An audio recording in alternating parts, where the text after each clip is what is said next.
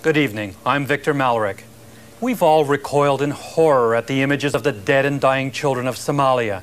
It's an appalling and all too familiar litany of famine and starvation, but it's played out against a background of tribal warfare and cold-blooded Cold War politics. Tonight, in a special full edition program, we're going to show you how and why Somalia has become the latest hell on earth, and how some of the men responsible for that hell have managed to escape to Canada. They are the men who served Somalia's deposed dictator, Siad Barre, and helped him brutalize a nation while most of the world looked the other way. In the next hour, we'll reveal their secret escape routes through the United States, and we'll document how unprepared the Canadian government is to deal with men who stand accused of crimes against humanity. It's a story some people don't want you to see. In a forgotten corner of northern Somalia, this place is called the Valley of Death. The remains of 7,000 children, women, and men lie where they fell, mowed down by Somali government troops 4 years ago.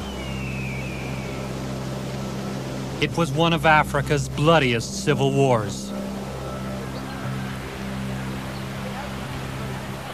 In the fields nearby, instead of harvesting badly needed food, brigades of boys called Young Pioneers dig up a deadly crop. Landmines. This week alone, they've found 200.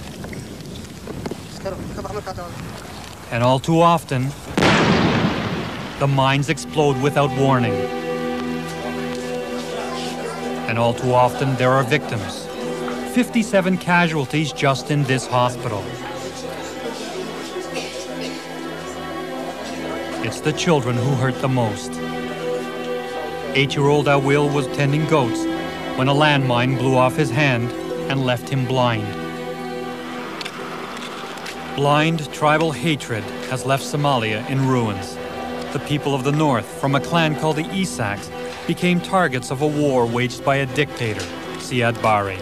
He was from the south, a member of a clan called the Darads. In the end, all Somalis suffered at the hands of Siad Barre. The luckiest ones fled to refugee camps like this one in Ethiopia, and even as far away as Canada. About 30,000 Somalis have come since the fighting began, but the victims have not entirely escaped their persecutors. 2 years ago, Abdi Ali Nur Mohammed came to Canada as a refugee, claiming he was persecuted in Somalia. But back home, he's known as Judge Ali Nur. He sentenced dozens of people to death. This man, he was a murderer. Like he was a killer. He was a dangerous man. Not far away from Judge Nur, another of Barry's men, Mohammed Hassan Ismail Farah. He also arrived in Canada 2 years ago as a refugee. But high school students held in these military cells remember him as the police lieutenant colonel who brutally interrogated them. He tortured me by himself. I was sentenced to death, and they put me in a jail. I was being tortured like electrical shocks, beating. And this man, the most feared of Barry's men in Canada, Yusuf Abdi Ali Toke, another refugee claimant. He works as a security guard in Toronto. Back in Somalia, he wore a different uniform as one of Barry's military commanders. In the tiny village of Gebile, people say he maimed, tortured, and terrorized them, and had more than 100 people executed. Goad Muse escaped from Gebile and made it to Canada. This man put human beings into a blazing fire. He made vehicles run over other people. I cannot understand how a government with respect for human rights can give protection to such a man. Protection or not, the presence of Barry's men has ignited clan tensions in Canada. Torture me. There are those people who torture me. Many Somalis here remain bitterly divided along clan lines. We asked to meet with victims of torture. time, sir, all your time. Instead, Somalis from several clans came. Each one wants to inflame the problem of Somalia. The meeting exploded into a shouting match between those Somalis who want to forget the past and those who can't forget. The world knows. The world knows. Anti-Siad army came. They opened fire indiscriminately. I saw so many classmates dying in front of me. They torture us. They keep us in a military base. And whenever I remember my friends dying in front of me, it keeps me. I can't even talk to that situation now. There shouldn't be any witch hunt, as has been going on, for the Nazis, I think we as Somalis, we need to be forgive and forget. History repeats itself. If we don't take a stand now and condemn it, what happened in the time of Siad Barre will come back again. Since the time of the pharaohs, Somalia has been coveted by foreign powers. Not for any natural resources. It is, after all, mostly hot, harsh desert, where nomads wander in search of food and water, but coveted for its strategic location. Somalia's tragedy is rooted in where it sits, on the tip of the Horn of Africa. Foreign powers saw valuable trade routes straddling the desert, deep water ports on the Indian Ocean, and in this century, a staging point to supply and protect the oil fields of the Persian Gulf. The British, the Italians, and the French all marched through, playing on clan rivalries. Then the Soviets and the Americans began playing superpower politics with their favorite dictators. Frank Kriegler, former U.S. ambassador to Somalia, doesn't hesitate to say so. Somalia became a sort of ping-pong ball between the two sides in a Cold War confrontation. The victim in all of this, of course, were the Somali people themselves, most of whom did not benefit in any way from that Cold War competition between the two sides. One man who did benefit was General Siad Barre. In 1969, he overthrew a weak democracy, set up a military dictatorship, and started playing superpower ping-pong. Barry's neighbor, Ethiopia's Emperor Haile Selassie, was backed by the West in the 1970s. So not surprisingly, Barry was embraced by the Soviets. But when Selassie was overthrown by a communist dictator, ping-pong politics forced the Americans to court a new ally, Somalia's strongman, Siad Barre. Barry cared little about cutting old ties and switching alliances. As long as someone supplied him with weapons, he'd have the power to do whatever he wanted to his people. He ruled from Mogadishu, his capital in the south, favoring his own clan, the Darads. Barry had some Isaks in top positions, including the notorious head of the prison system. But that didn't stop him from trying to crush Isak nationalism in the north. The international media did not show up en masse for the slaughter of the Isaks. Barry's atrocities were largely ignored, but Isak artists captured their plight. All-out civil war eventually erupted in 1988, when a mainly Isak resistance group called the Somali National Movement, the SNM, briefly seized Hargeysa and other towns. Barry ordered Soviet MiG jets and American-built tanks to level the cities. But it wasn't enough to save his regime. In January of last year, Barry fled to Kenya. His bodyguards gunned down and left to rot outside the presidential palace.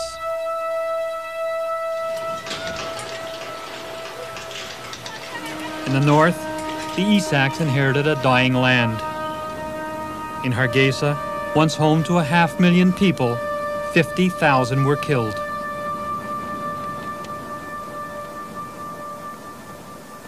They were subjected to artillery shelling, to bombing, to house killings, and even after they fled their homes, they were subjected to strafing and continued artillery shelling. Rakia Omar was born in Hargeysa, but left as a teenager. As head of the New York-based human rights group Africa Watch, she tried to alert the Western world to Barry's atrocities, a country where justice was a sham. We documented cases where people were sentenced to life imprisonment simply under a tree. There's no investigation, there's no legal defense. So I wouldn't actually go so far as to call it a trial. It was just some kind of facade that they wanted to go through to show that they were using at least a military form of justice. But it was just pure might, as simple as that. The might of military courts, police torturers, and massacres carried out by army commanders kept Barry in power for 21 years. The might of men like this judge, this police interrogator, and this army colonel, all now in Canada. Judge Abdi Ali Noor was the first Barry official to get here. He arrived in June 1990, 6 months before the Barry regime collapsed. Noor made it first to New York City. Then he drove to this border crossing at Fort Erie, Ontario. Noor had no trouble with Canadian immigration.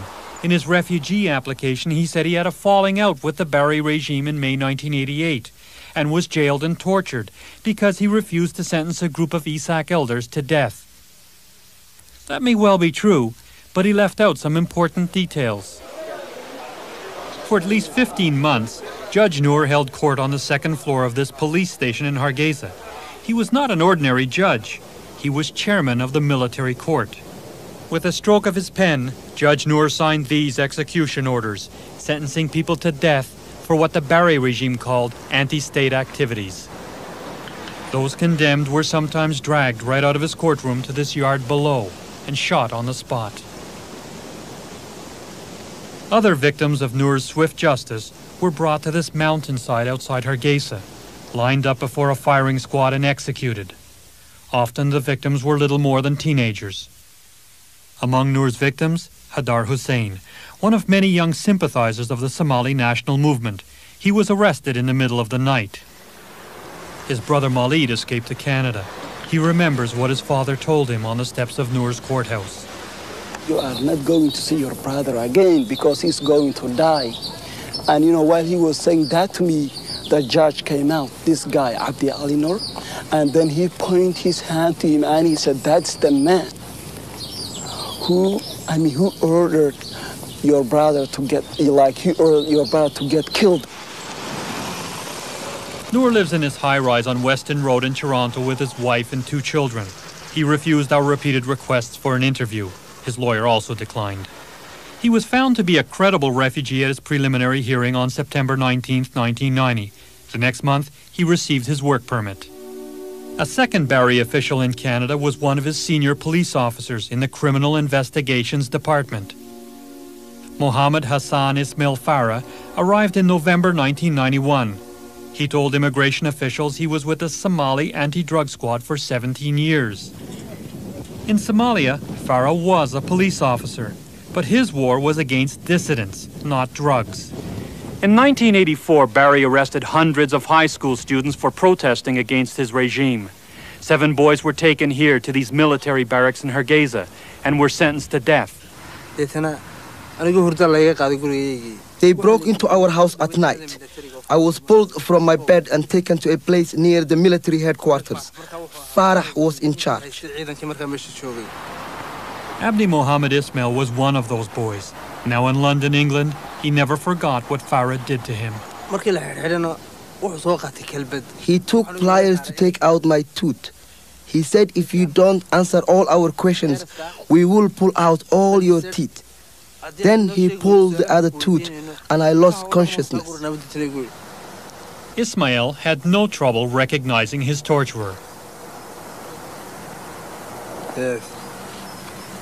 This one is Farah. Another of the 7 condemned teenagers now lives in Toronto, not far from his torturer. Yusuf Mohammed Isse was 15 when he faced Farah in a jail cell. What kind of ways were you tortured? They tied me up like this They put my hands and my legs together, and I was tied up at least 24 hours. And they hit me, something I felt like a bird of the rifle on my cheek. Is this the man who tortured you? Yes, he's Mohammed Hassan Farah. Only a worldwide campaign by Amnesty International saved Yusuf, Ismail, and 4 other boys from the firing squad. The 7th was executed. Farah wouldn't be interviewed. His lawyer says Farah was not in Somalia in the summer of 1984 when the students were tortured. Farah also told immigration officials his wife and 2 children are still in Somalia, but we spotted them with him in Toronto. His wife arrived here as a refugee a full year before Farah did. Despite these discrepancies in his story, Farah got to stay. He was declared a credible refugee last January and got his work permit a month later. But of all of Barry's men in Canada, this army commander is the most feared and hated. Colonel Yusuf Abdi Ali Tokay entered Canada on December 21st, 1990. Our search for his story took us to the small Isaaq village of Gibili in northern Somalia. Tokay, as he was commonly known, commanded Barry's troops here in 1987 and 1988. One of the men under his command was Captain Mohammed Nur Farah. He says Tokay had at least 120 villagers executed on this hillside. He remembers one morning, March 14th, 1988. Where was the firing squad? At the time, the captain was one of the few Isaaqs left in the local army command. He was ordered to witness the shootings. You can still see the evidence of the killings. People would be tied to these poles and shot dead. Their bodies dumped in unmarked graves. How many people were killed that day? 18 people were killed. Who gave the orders to fire? Tokay did. Today, the people of Gibili are literally turning swords into plowshares. The remnants of tanks and artillery shells are pounded into ladles. But there are plenty of reminders of Tokay's reign here. And everyone has a story to tell a visitor from Canada. 2 men were caught, tied to a tree. Oil was poured on them, and they were burned alive. I saw it with my own eyes. I carried away their remains. He caught my brother. We tied him to a military vehicle and dragged him behind. He said to us, "If you've got enough power, get him back." He shredded him into pieces. That's how he died. Did you see Tokay do that with your own eyes? Yes, and there are many people around who saw it. And everyone knows where Colonel Tokay has run. Canada. We want him brought back here to face trial. But Yusuf Abdi Ali Tokay is about as far away from facing trial in Gibili as he can get. Every afternoon he drives to work at this truck leasing company in West Toronto. He's traded in his army fatigues for a burned security guard uniform. In February 1991, his refugee claim was found to be credible. He got his Canadian work permit on October 8, 1991. When we approached him one afternoon, Yusuf Tokay was not eager to talk to us. I'd like to talk to you about your days as a military commander in Somalia. Sir, there have been some very serious allegations made about you by people in Gibili. Many legitimate Somali refugees find it frightening that Barry's men are living in this country.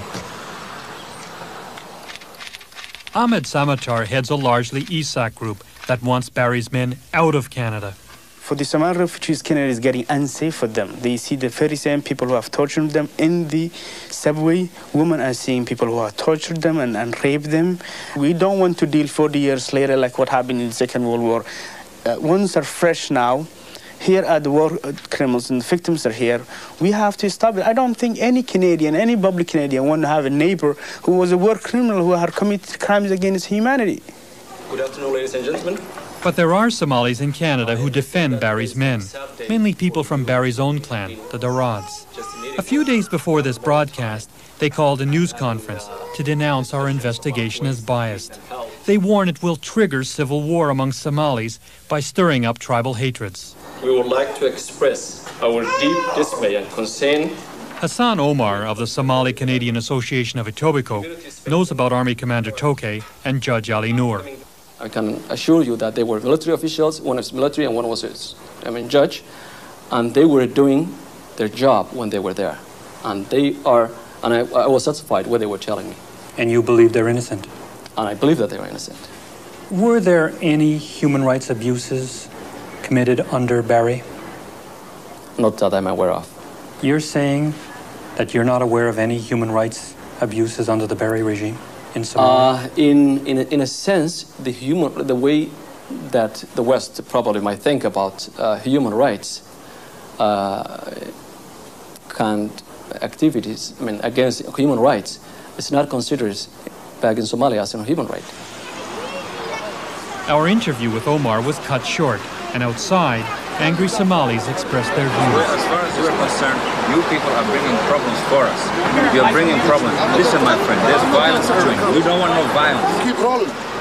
She wants to be interviewed. No. Shut the fuck up. We don't want to interview with CBC. Later, our Somali researcher received a death threat from a man identifying himself as a member of Army Commander Tokay's clan.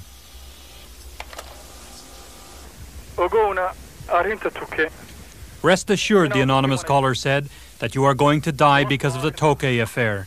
You and those who are helping you. This is a promise. I will say only one word. 4 days ago, Yusuf Tokay finally agreed to be interviewed. The story you have got is completely, entirely, perfectly, and absolutely partial. It's false, totally baseless. We went to a village called Gibili, and people there, villagers there, told us that you and your men terrorized them, maimed them, had executions taking place all over the place. All I can say to you, I can't do that to my people. That's false, that's untrue. If I have never did anything wrong to any Somali. A captain under your command in Gibili said that he was with you when your men went up to a hillside and executed more than 100 people. Let him go to the court. That's false. I have never did that. I tell you that. I have never did that. I have never did. I'm innocent, and I'm confident of myself. Thank you very much for giving me the opportunity. But there was a man who told us that he witnessed you and your men burning 2 people alive, that you were there. They let him go to the court. That's false. That's false. That's that all what I'm telling you. A woman Thank said you very that much. you had tied her brother to the back of an armored vehicle and shredded him to bits. That's all lie. Go to Las Anod, then listen what they say tell you, or Borome. Why don't you go to Borome? You didn't. You were a commander in Gibili. That's where we went.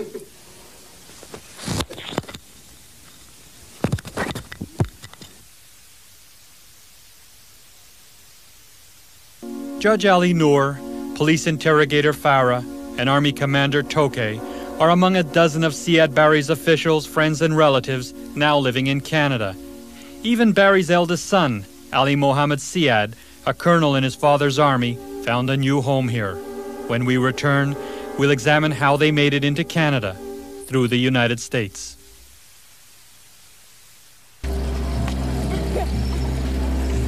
A merry-go-round, Somali style. For 2 decades, Somalia was the playground of the superpowers. Today, the battered and shell-shocked roads of the country are littered with the wreckage of the Cold War. Where once the superpowers jockeyed for supremacy, the only Soviet-American competition now is for parking space on the desert sand. After his coup in 1969, Siad Barry set up a Soviet-style one-party state. That brought not only cheers from visiting Soviet military advisors, it also meant weapons and training for Barry's men. Men like Colonel Yusuf Abdi Ali Tokay. He went to an Odessa military training school from 1975 to 1977, where he became fluent in Russian. But in 1977, Barry made a big mistake. He went to war against neighboring Ethiopia, another Soviet client. The Soviets gave Barry the boot and backed the more powerful Ethiopian dictator, Mengistu Haile Mariam. Spurned by the evil empire, Barry eventually found a new friend in Washington. Barry had something the Americans wanted, a strategic naval base and airstrip close to the oil-rich Persian Gulf. The Americans shipped in $150 million worth of military hardware, plus military advisors and military training for Barry's men. One of the men President Ronald Reagan sent to Somalia to protect American interests was Ambassador Frank Kriegler. Siad Barre has been called one of Africa's worst, most brutal dictators. Well, I would have to agree with that assessment. Certainly one of the most brutal, and certainly qualified himself as being one of Africa's most ruthless dictators. Why didn't you just say to Siad Barre, "We don't want you"?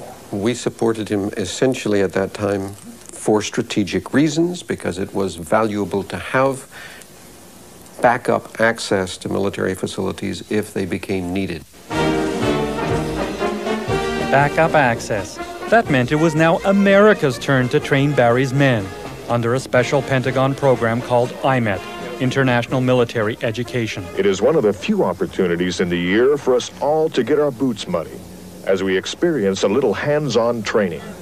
This U.S. Army video shows the IMET school at Fort Leavenworth, Kansas. Between 1982 and 1988, more than 300 Somali officers got their boots muddy at a cost of almost $7 million. Did the training involve armed combat, infantry? Yes, it did. Laying of landmines? It might well have. Counterinsurgency? Certainly. These are professional concerns of military officers everywhere. But how could the United States train officers for a regime that's internationally known as repugnant? I'm willing to bet that thanks to an exposure of several months in the United States at military bases or military camps in the United States, those exposures almost surely will have produced a better, less abusive, less repressive grade of military officer than those who didn't get it. One of the graduates from the Fort Leavenworth class of '86 was that former Soviet pupil, Yusuf Abdi Ali Toke. He trained in the U.S. for 2 years before returning to terrorize villagers in northern Somalia. I'd call him a rotten apple. I don't know the case. I don't know anything of him. But certainly there were cases of brutality by individual military officers. If some of those cases were carried on by officers who had had IMET training, it's entirely possible.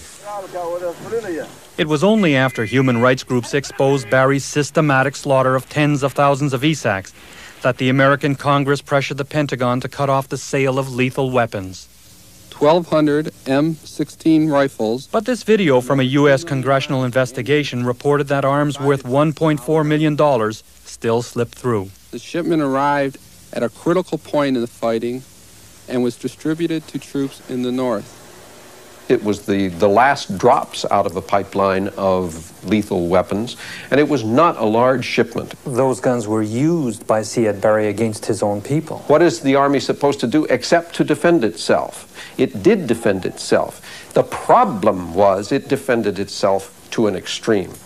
This was a war, a civil war going on between armed combatants, and people get killed. But the U.S. picked sides. The U.S. was already identified with the government. It didn't pick sides. It was with the government. And the U.S. was with the Barre government to the end. Ever aware of Somalia's strategic value, in 1989, Ambassador Kriegler was on hand when General Norman Schwarzkopf, soon to be the hero of the Persian Gulf War, came calling on his Somali military partners. Ambassador Kriegler ended his tour of duty in 1990, but not before toasting Barry's officers at a farewell party. It's been a great satisfaction to me to be able to fly the American flag in a cooperative relationship with the Somali military. 9 months later, the Americans were hastily evacuating their embassy in Mogadishu. It was January 1991, and Barry's regime was collapsing as his American patrons were preoccupied with their war against Iraq. This home video shows Kriegler's successor, Ambassador James Bishop, explaining to Somalis at the embassy why they couldn't leave with the fleeing Americans. I regret that under international law we can't be evacuating citizens of this country. But some Somalis had an escape ticket, a stamp in their passport authorizing them to travel to the U.S., supposedly as a tourist. Many refugees fleeing Barry's regime used these visas to get to North America, but so did Barry's men. Judge Noor came to Canada through the U.S. Police interrogator Farah spent 7 months in the States. Army Commander Toke was back in the U.S. for more training at an Air Force base in Mississippi for 5 months in 1990, before he crossed into Canada. James Bishop, the last U.S. ambassador to Somalia, now works for the State Department's Bureau of Human Rights. There was no rat line, no organized escape route to get known war criminals or bad guys to safety out of Somalia? It's an absurd question. I won't even answer it. Do you feel in any way responsible for some of Barry's top men being able to escape to Canada? None whatsoever. I was never aware that we issued a visa to anyone who had engaged in any criminal form of activity. The U.S. is known for its intelligence gathering around the world. You must have known who some of the war criminals were who committed some of these atrocities. There were thousands of people who were killed by the Siad Barre government. We don't know the names of the sergeants, of the captains, of the lieutenants who were responsible for shooting those people at Hargeysa or elsewhere in northern Somalia. I find that difficult to believe. Rakia Omar of Africa Watch. These are notorious human rights abusers. And I find it difficult that they would just walk into the United States Embassy in Mogadishu, anywhere from 1988 onwards, and they wouldn't know who these people were. If they didn't know, they should have known. There must have been warning signals put up in the embassy saying, you've got to watch out for who you're giving those visas to. Well, if anybody came in with a sign around his neck that said, I've tortured 49 people, he wouldn't have got a visa. But nobody came in with a sign around his neck that said, I tortured 49 people. What are you talking about? Taking a close look at people. Yes. People don't come in and advertise the fact that they have engaged in atrocious behavior. The collapse of the Siad Barre regime was evident for at least 18 months before it happened. And if the U.S. really wanted to make sure that it would have no more Somali blood on its hands, it should have, and it may well have, kept a dossier of all these people, and it should have ensured that they would not be granted any visas at any U.S. embassy. That clearly didn't happen. It must have become obvious to people at the American embassy in Mogadishu that many of Barry's men with blood on their hands are going to be rushing there saying, can I have a visa? I never saw anyone come into the embassy with blood on his hands. But there was plenty of blood on the streets. An already brutalized Somalia splintered into clan-based fiefdoms. In northern Somalia, the Isaks broke away and set up their own independent republic of Somaliland in May 1991, under the leadership of the SNM, the Somali National Movement. But the SNM has a shaky hold on power. Gangs of armed youths patrol the streets, and it has been accused of vengeful reprisals against hundreds of civilians. In the south, remnants of Barry's army and rival warlords from other clans fought for power, well stocked with the weapons the Americans and the Soviets left behind. And then, the ultimate horror of Barry's legacy. In his final years in power, Barry's soldiers plundered crops and seed grains. Once ousted, his loyal troops invaded the south 3 times from Kenya and destroyed irrigation systems. Bandits from other clans ransacked the capital, Mogadishu. It all added up this summer to mass starvation and famine for millions of Somalis from all tribes.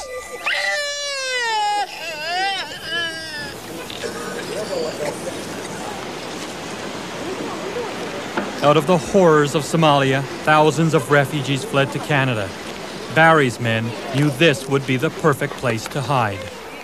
Former American ambassador Frank Kriegler. The word had circulated among all Somalis that Toronto, Vancouver, these were the land of tomorrow for Somalis. This was a country that was welcoming the victims of repression with open arms. When the tables turned, it's no surprise to me that the former perpetrators of the repression had very much in their minds the reputation of Canada as a haven for people on the land. You got your stuff, and just through the door here. Barry's men knew it was a lot easier to get accepted as a refugee here than in the States. Declaring yourself a Somali is virtually a guaranteed ticket into Canada. More than 90% of Somali refugee claims are accepted. And Barry's men knew it would be easy to hide their past by mixing in with the real refugees. As refugees flood across the border, their names are fed into computers. But according to our sources, none of Barry's men appear on any lookout list. So officials have no way of knowing who is coming in. Abdi Ali Noor gave his real name, said he was a military judge, and got in. Mohammed Hassan Ismail Farah used his real name, said he was a senior police officer, and also got in. Yusuf Abdi Ali Toke used his real name, said he was a military commander, and he walked right in. Canada's immigration policy is symbolic of the country itself. Last June, Bernard Valcourt, Canada's immigration minister, proposed sweeping changes to Canada's Immigration Act. One amendment would give border officials the power to refuse entry to any senior official of a government that engaged in gross human rights violations or war crimes.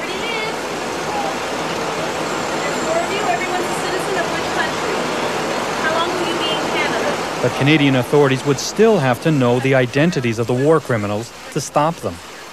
Are you aware of the presence of men accused of committing war crimes in Somalia now here in Canada? Yes, we are. You're saying that potential war criminals can slip through the cracks and remain in Canada? Absolutely. Absolutely. Potential war criminals, we all know that they've slipped through the crack and that they are slipping through the crack. But with the history that we've had with war criminals, you would have thought that we've filled in the cracks long ago. There is no advanced list, okay, with people saying, hey, I'm a war criminal. No one brags about being a war criminal, and it's not on your passport. But there was a brutal dictator in place for years in Somalia who sent us the victims of his persecution. Absolutely, you're right. And his regime is falling. Yep. Was there no warning in the immigration department through external affairs or whatever saying, watch it, we may get some of these guys now? I can't prevent those people from coming here. I know something, however. Eventually we'll find them. And then they'll suffer the consequences of having defrauded Canada. And they'll be out. But that may take a long time. When we return, the battle to get rid of Barry's men in Canada. His name alone should have been a dead giveaway. He's the eldest son of General Siad Barre and a colonel in his father's army. Ali Mohammed Siad Barre came here July 1st, 1991. Ali Mohammed Siad had no trouble getting into Canada. He flew to Seattle, Washington, and then took a taxi all the way to this border crossing in British Columbia, a $200 cab fare. He gave his real name and told immigration officers he was the son of the deposed president of Somalia. Oddly enough, that didn't trigger any alarm bells. Ali Mohammed Siad settled on a quiet street in Vancouver, renting a basement apartment. He was declared to be a credible refugee, and everything seemed to be going fine. Until this man and other local Somalis found out he was in town. Before fleeing to Canada, Awisi worked as an agronomist in Somalia, near a prison called Lantabur. He testified that for a time, Siad's son was in charge of the notorious prison, where hundreds were tortured and killed. He is one of the causes of all these atrocities. Ali Mohammed Siad Barre is not a conventional refugee. He is a criminal against humanity. But when Issei first contacted immigration authorities to warn them about Barry's son, they didn't seem interested. I was expecting a collaboration with the immigration of Canada to find out whether this person, what we are saying is true or not, but they don't care the least. Issei decided to embarrass the immigration department into action, handing out petitions, holding protests, and it worked. The department got the message and prepared a new case against Barre. Ali Mohammed Siad testified he had been a prisoner himself, jailed by his father for being a drunk. That is true, but he denied that he ended up running the prison a few years later. The refugee board didn't believe him, and concluded last May there were serious reasons to believe Barry's son had committed crimes against humanity. That meant he was rejected as a refugee. But that didn't mean he had to leave Canada. He's now living in this high-rise in Toronto, along with other members of his father's family. He's appealing his case and did not want to be interviewed. Immigration officials also seemed reluctant to pursue the case of police interrogator Mohammed Farah. Farah was about to be accepted as a refugee last March. That was too much for Ahmed Samatar, a community leader. He took surveillance photographs and gathered testimony. He alerted the department, and Farah's hearing was delayed. But Samatar wonders if immigration really cares.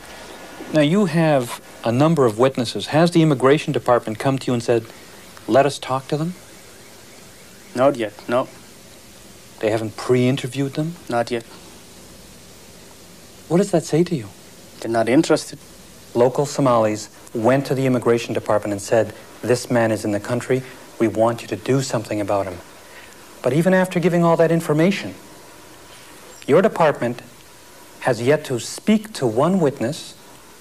Well, with hundreds of thousands of cases, you don't expect me to be aware of this, of the particular of that case. I don't know what you're talking about. But local Somalis are telling us that they're going to your officials and they're meeting deaf ears, people who aren't serious about investigating these cases. And they're getting the feeling that you're not serious about war criminals. Well, I mean, you know, I can't change their feeling and have them look at the facts. They are looking at the facts. They're watching people walking on the streets who've tortured their family members, who've killed their family members, walking the streets of Canada. Well, I mean, I'm sorry, but I don't accept this. I mean, I'm sure you can, you know, with all the power of the CBC, find an isolated case someplace. But don't try to picture this as a pattern. Pattern or not, something did go seriously wrong with how Ottawa handled the case of military commander Yusuf Toke. Yusuf Abdi Ali Toke came before the Refugee Board for his full hearing in August 1991, and his refugee claim was rejected. Not because the board ever investigated his military past, but because they simply didn't believe his story that he was the victim of persecution. Toke was ordered deported back to the United States, but he never showed up at the immigration office. So the immigration department issued an arrest warrant last March, but hasn't acted on it because they say they can't find him. But it's possible to find him with no trouble at all. All it costs is $5 to run his name through the computer at the Ontario Motor Vehicle Registration Office, and out pops his current address. He was also identified by Somalis in Toronto, as long as a year and a half ago a small group demonstrated outside his apartment building. There is information out about this military commander named Toke, who's alleged to have killed more than 100 people in a village called Gibili. The local community is talking about him. There is still yet to be an investigation by your department. Well, I'm not aware. You see, it's the first time that I hear about this. But what is the point? What does it take to get your immigration officials to initiate information? This information is already out and there's still no investigation. Okay, now you tell me they don't act. I say I'm surprised. You know, what can I say? Except that, you know, yeah, I'll look into this. Maybe you're right. You know, maybe that there is someone out there in the department who doesn't care. Maybe. I'll look into this. But some Somalis don't want anyone to look into this. They circulated a petition against our program. Amina Farah and Hassan Omar explain why. We don't want you to go ahead with this video, which, you know, has all these allegations that somebody had murdered my father, somebody had murdered this. Because even if those stories were true, we need evidence that can say that these stories are true. What do you say to a person who sees the man who tortured him, or the person who executed a family member, walking the streets in Canada? I can do that too. I can do that. I can right now point out a finger at somebody here. Are you going to cover it and put it on the news and show it to the Canadian people and say, this is the person who had killed Amina Farah's family? Are you going to do that without proof? Or without going to Somalia or anywhere else in this world and getting that proof you need? What happened to innocent until proven guilty? You're a leader of the community. Have you investigated or launched an investigation into these allegations? My mandate is not to investigate anything. Let me tell you that. I mean, it is that I have to work and together to bring all these pieces, all these tribe differences together. This community leader, Ahmed Samatar, speaks for the victims. Isn't this just one clan going after the other, the Isaaq clan going after Barry's Darod clan? No, not at all. No, but we can't let them go. Any war comes, we can't let them go with what they have did. These are crimes against humanity. These are not crimes against Somalis. These are not crimes against me personally. The Canadian public should know this, that the war criminals are coming into this country and the government is not doing anything about it. 2 years after his arrival, the Canadian justice system is only now addressing the case of Somali judge Abdi Ali Noor. Noor was fingered in Toronto by Maulid Hussein, the young student whose brother had been sentenced to death by the judge. This is my brother. This is a picture of him. Did you feel like approaching him and saying something to him? Yes, I felt, if I had gun in my hand, I would have shot him, yeah. I swear to God. Maulid Hussein and other witnesses testified against Noor before the Refugee Board. In April, the board ruled that Noor could not remain in Canada as a refugee. The board said that there were reasonable grounds to believe that the Siad Barre government committed crimes against humanity against the Isaaqs. Noor, as an agent of the government, assisted in these crimes. While he did not personally kill anybody, as a judge, he sentenced innocent people to death. Once Barry's men make it into Canada, they are entitled to the due process of Canadian law. In July, Noor was granted leave to appeal his case before the federal court. It will be many months before the case is heard, and if he wins, Noor returns to the Refugee Board to start his hearings all over again. If he loses, he, like the others, faces deportation back to their last point of entry, the United States. Barry's son, Ali Mohammed Siad, has also appealed his exclusion order. His lawyer says his client could be in Canada several more years. Police Lieutenant Colonel Mohammed Hassan Farah is scheduled to appear for his second refugee hearing on October 14th. His case could drag on. As for military commander Yusuf Abdi Ali Toke, the Immigration Department says they still can't find him. So he's still punching his clock as a security guard in Toronto, marking time in his newfound home.